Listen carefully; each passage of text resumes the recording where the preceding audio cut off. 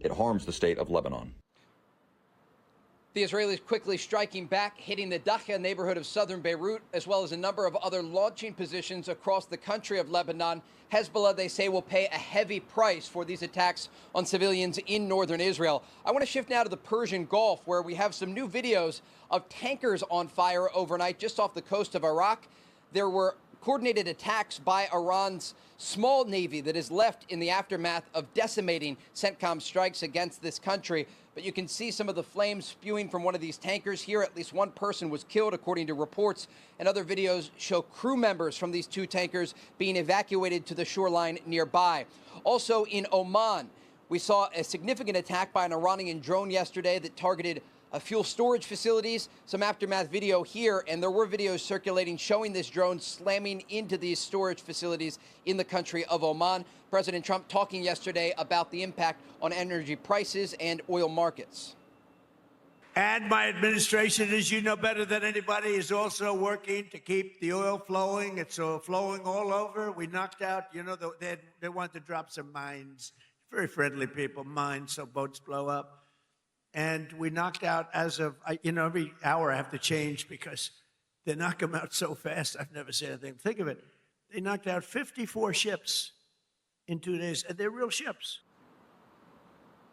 The Trump administration clearly focused on the energy markets here amid this conflict, but doing what they can to ensure that prices don't change at the pump and ensuring that as this war continues, the Iranians are not able to issue more threats and actions against the Persian Gulf. Guys? Hey, Trey, did it catch the Israelis by surprise that Hezbollah would launch 100 rockets in on that type of velocity, that type of density? Did you think they're caught by surprise by that?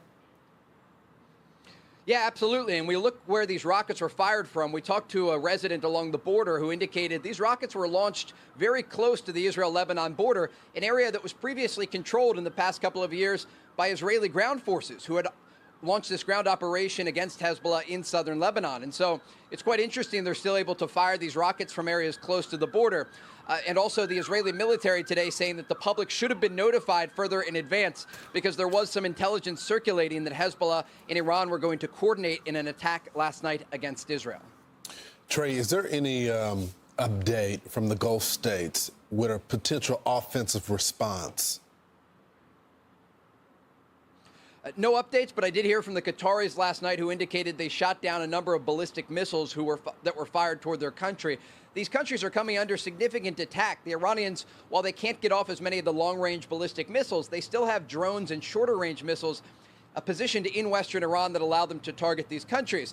But as they continue to get off what they can, we've seen, A, a massive reduction in their ability to fire drones, cruise missiles, and ballistic missiles, and B, the Americans and the Israelis going after these launching positions in western Iran. And we'll continue to see this in the days ahead. But you see this video here from the Qataris, a local news agency, as they're shooting down these drones and missiles that are soaring through the skies of their country. And so, again, this will continue in the days ahead, but each and every day that passes, the United States and Israel are decimating Iran's ability to respond.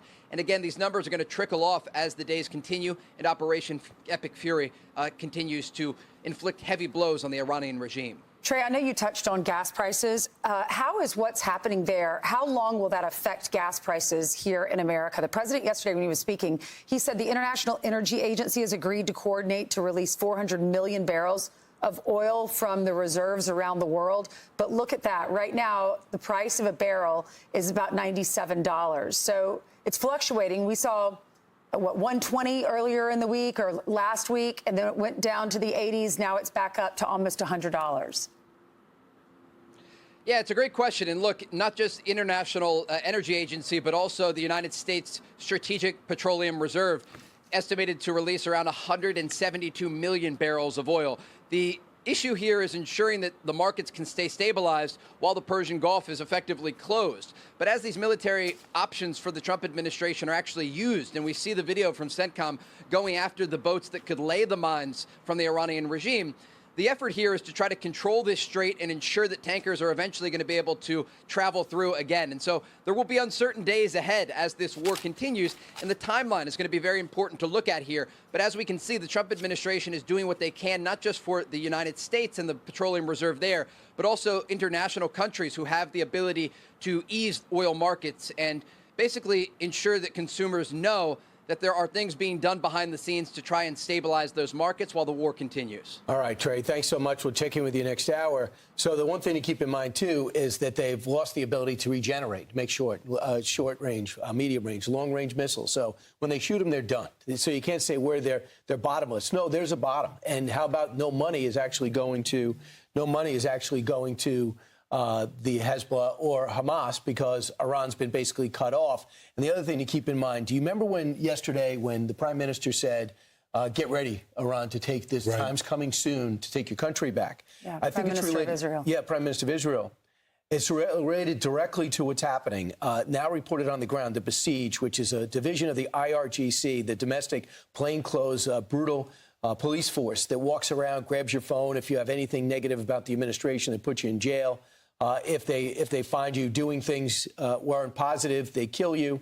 The Besiege, their commander was just killed. They're being targeted. The checkpoints they formed to intimidate the masses, they're being blown up and targeted now. That's why he's saying that. The other thing that could happen, I think is taking place, is arming the civilian population to take their country back. Which is huge, Ainsley. So the president's back on the road, talking with the American people, making the case. It's really in contrast.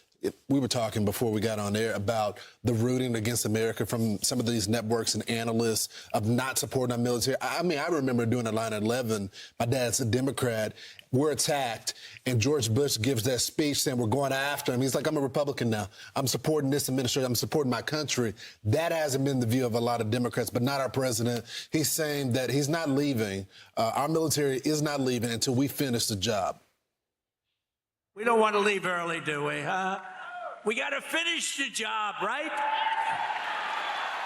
Over the past 11 days, our military has virtually destroyed Iran.